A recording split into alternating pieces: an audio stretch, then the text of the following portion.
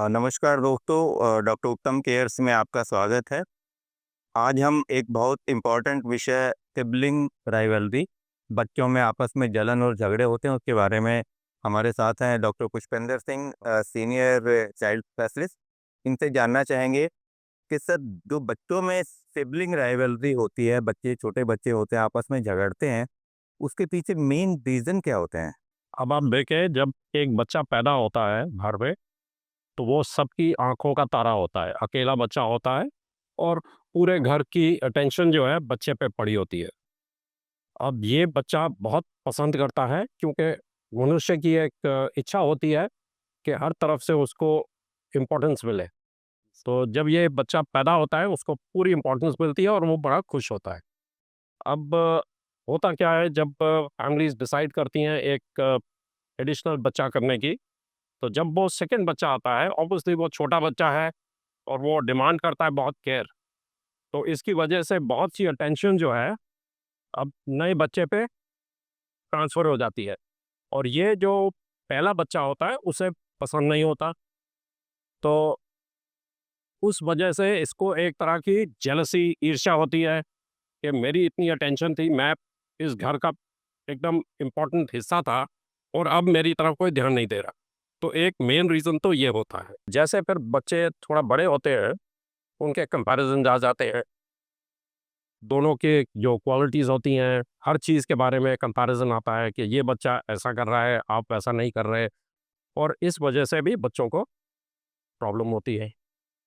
कुछ बच्चों की पर्सनैलिटी अलग टाइप की होती है, उसकी वजह से हो जाता है। कई बार देखेंगे, जो एज गैप अगर बहुत ज़्यादा होगा शायद इतनी राइवलरी नहीं होगी, पर एज गैप जब थोड़ा होता है, जहाँ दोनों बच्चों को लगभग एक ही तरह की चीज़ों में रुचि है, इंटरेस्ट है, एक ही तरह के खिलौनों खिलौनों से खेलना है, वहाँ पर आप देखेंगे जो राइवलरी है वो बहुत ज़्यादा बढ़ जाती है। ये राइवलरी नॉर्मल है या कुछ एबनॉर्मल चीज़ें होती हैं कि बच्चे जो राइवलरी करें, ये नेचुरल है या कुछ एबनॉर्मल चीज़ है इसमें बिहेवियर? ये एक तरह से राइवलरी जो है नॉर्मल है, और इससे बच्चा बहुत सारी चीज़ें सीखता है, कॉन्फ्लिक्ट रेज़ोल्यूशन खुद ब खुद सीखता है, और बहुत और चीज़ें सीखता है, टीम वर्क सीखता है अल्टीमेटली। तो बहुत हद तक ये राइवलरी जो है नॉर्मल है।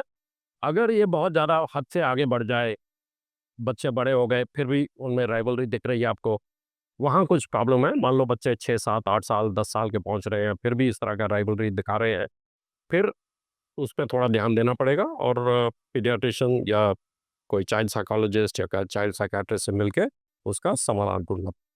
पेरेंट्स इस सिचुएशन को कैसे सँभाल सकते हैं? पेरेंट्स को क्या एडवाइस दोगे? पेरेंट्स इस सिचुएशन को कैसे हैंडल करें? बच्चों में कॉन्फ्लिक्ट ना हो, राइवलरी ना बढ़े, उनके नेचर को कैसे मैनेज करना चाहिए? जैसे हमने पहले उसमें डिस्कस किया था कि एक सबसे बड़ा रीज़न होता है अटेंशन का।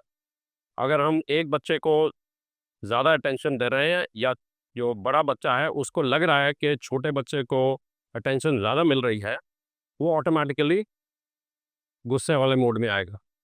तो हमारा जो पेरेंट्स का मेन एम होना चाहिए कि वो कोशिश करें दोनों को अटेंशन एक जैसा, एक समान दें, और ये करने से डेफ़िनेटली राइवलरी थोड़ी कम हो सकती है। तो कॉन्फ्लिक्ट रिज़ॉल्यूशन या उनका जो पॉज़िटिव रीइन्फोर्समेंट है, वो कैसे किया जाए उनका? तो जहाँ हम देखें कि 2 बच्चे किसी मोड में राइवलरी में हैं, लड़ाई कर रहे हैं, और किसी वजह से वो अपने आप कॉन्फ्लिक्ट को रिज़ॉल्व कर लेते हैं, तो ये एक बहुत ही अच्छा पॉजिटिव पॉइंट है, और इसको रीइंफोर्स करना चाहिए।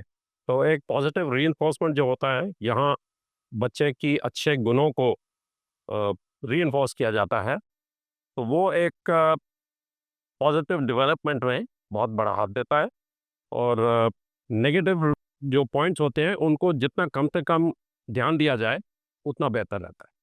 कोई एग्ज़ाम्पल, जैसे हम कहें कि एक बच्चा 7 साल का है, एक बच्चा 4 साल का है, तो ऐसे कौन-सी एज होती है जहाँ बच्चों को हम अलग-अलग मॉडल्स या अलग-अलग मेथड से उनको समझा सकें कि आपको कॉन्फ्लिक्ट रिज़ॉल्यूशन कैसे करना है? क्योंकि बहुत छोटे बच्चे होते हैं, वो कुछ समझ नहीं पाते हैं। अगर बच्चा 2 साल का है, 3 साल का है, लेकिन अगर वो बच्चा 8-10 साल का है, तो शायद अच्छे से समझ सकता है। तो आप उसके बारे में क्या समझते हैं कि किस एज में वो ज़्यादा अच्छा हैंडल कर पाते? तो जैसे आपने बताया 8 या 10 साल के बच्चे हैं या 5-7 साल के बच्चे हैं, तो ये कुछ हद तक लॉजिकल रीजनिंग को समझ पाते हैं। इतनी डेवलपमेंट हो जाती है इनमें, मेंटल डेवलपमेंट, और इसको हम लॉजिकल रीजनिंग के साथ ही कॉन्फ्लिक्ट मैनेजमेंट को ये कॉन्फ्लिक्ट जो प्रॉब्लम है उसको सुधार सकते हैं। इसमें सर जो टीनेजर बच्चे हैं वो कितना समझ सकते हैं या इनको क्या करना चाहिए कि शेयरिंग किस तरह के गेम खेलने चाहिए, किस तरह वो एक कोऑर्डिनेशन और भाईचारा उनमें बढ़े, एक फ्रेंडशिप डेवलप हो, उसके लिए क्या करना चाहिए भैया को? मान लो एक छोटा बच्चा है जो मदर गोद में लेके घूम रही है फॉर एग्जाम्पल, तो हो सकता है जो थोड़ा बड़ा बच्चा हो उसको इस बात से प्रॉब्लम हो कि ध्यान मेरे को नहीं दिया जा रहा, और वो भी क्लेम करे भाई मेरे को भी गोद में उठाया जाए ना। ऑब्वियसली वो बड़ा बच्चा है, उसको गोद में उठाना संभव नहीं है।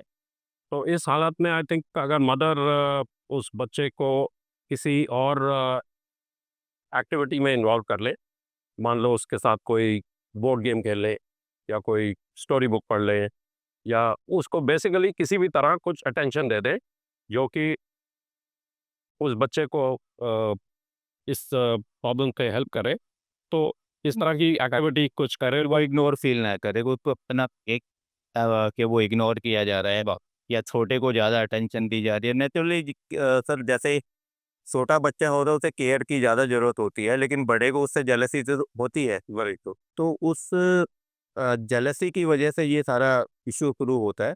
लेकिन इसके लिए शायद अगर वो एक कोऑपरेटिव गेम यानी कि टीम की तरह अगर खेले, टीम की तरह कोई बोर्ड गेम खेलें, टीम गेम है, सारे बच्चे इन्वॉल्व हैं, फादर भी इन्वॉल्व हैं, मदर भी है, बच्चे भी इन्वॉल्व हैं सारे।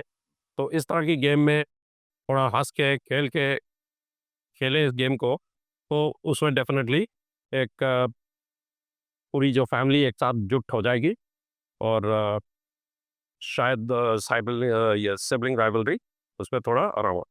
थैंक यू सर, आपने बहुत ही अच्छी जानकारी दी कि बच्चों में जो सिबलिंग राइवलरी है उसको हम कैसे मिनिमाइज़ करें। तो सर इसी के साथ-साथ आप आपका धन्यवाद करेंगे। Thank you very much.